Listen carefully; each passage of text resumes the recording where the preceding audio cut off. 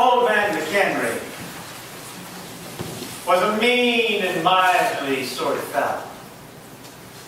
Didn't like anybody coming up around his place, laying hands on his stuff. If you came around old man McHenry's place, because maybe you thought you needed to talk to him about something, or you just thought that road by his place was the quickest way to get where you wanted to go, or you'd come around the bend, you'd see his cabin there, you'd see old man McHenry sitting in his rocking chair on the porch, just rocking back and forth. And when he saw you, he'd fix you with his one good eye.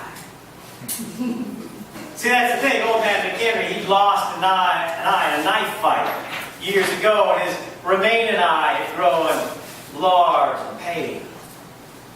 He'd fix you with that one good eye. Stare.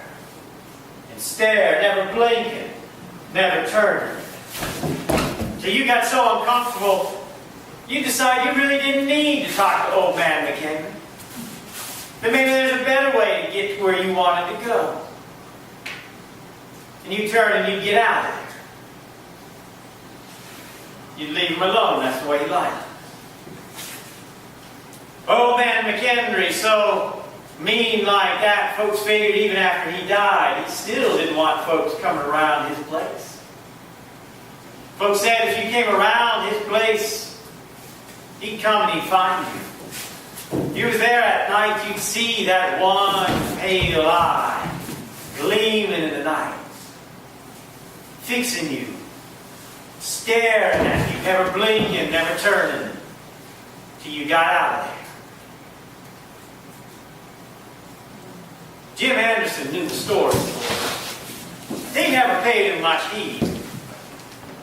Jim was out hunting. There was an autumn day. He'd ended up going farther out than he planned. Night was coming on, and he realized there's no way he's going to get back home before dark came. Now, normally that would not be a problem. This was not the first time that he'd gotten caught out like this. So he always carried a blanket and some extra food just in case. But it was a day like today. Cold, wet, raining, and it looked like the rain was going to start up again sometime soon. And Jim didn't fancy being out in the rain and the mud all night. But as you looked around at the hills, you realized old man McHenry's cabin, just the other side of that ridge. And he could make it there before dark. So he set out, came up over the ridge, hit that road just about twilight, came up to the cabin. As he stepped up onto the porch, he looked over at that old rocking chair. There's a gust of wind, and the chair rocked a bit, just like when old man McHenry used to sit there. And Jim looked at it and said, "Yeah, right." And he went on into the cabin. Well, inside, there was old man McHenry's table still in place. And old man McHenry's chair with it too. There was old man McHenry's cooking pot still over by the fireplace, next to a pile of firewood. Nobody dared touch even that much. And so Jim decided to make himself at home. Took the firewood, filled a fire, took that cooking pot, set it over the flames. When it was good and hot, put his food in there and cook it up for his dinner. When it was done, he took that over to old man McHenry's table, sat down on old man McHenry's chair, and ate his dinner out of old man McHenry's pot. And when he was done, he got up, went around into the bedroom. And there, found those old man McHenry's bed still there. Tested it out, and the quotes, mattress still in good shape. He dusted it off, laid himself down on that, unrolled his blanket, pulled it up around him.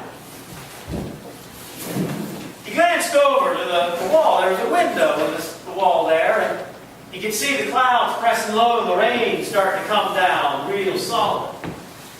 He was glad to be inside, warm and dry. He started to drift off to sleep, but as he did, he couldn't help but think about those stories about Old Man McHenry. He got kind of nervous. So he made sure his rifle was there, leaning against the wall beside the bed, with a round in the chamber, just in case. And he drifted off to sleep. A couple hours later, he woke up. He rolled over onto his side, and so when he opened his eyes, he was looking right out that window. So the first thing he saw was that the storm had blown through.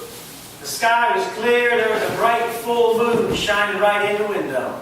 He thought, all right, it's going to be good hunting tomorrow. He started to roll over onto his other side. But as he did, his gaze went down by the foot of the bed. And he saw that one pale eye gleaming in the night. Old Man McHenry sitting at the foot of the bed. Old Man McHenry staring, fixing Jim with that one good eye.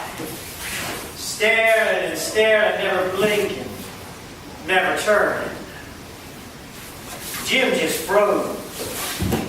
Didn't know what to do.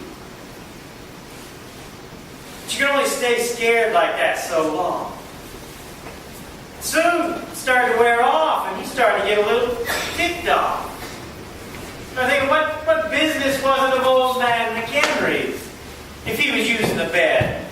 It's not like Old Man McHenry needed it no more. And maybe it was time somebody taught Old Man McHenry a lesson about generosity, about sharing. And maybe Jim was the one to do it. And so he started to reach for his rifle, moving slow and easy, so as not to disturb Old Man McHenry. Finally got his hand on the gun, swung it on around, and he sat up in bed just enough so that he could settle the stock against his shoulder and look through the sights. And he fixed those sights dead center on that one pale eye gleaming in the night. Centered right on that. Careful aim. Squeezed the trigger. And there was a shot and a scream. See, while Jim had been sleeping, he'd been hitching them blankets up around him the way you do when it's cold.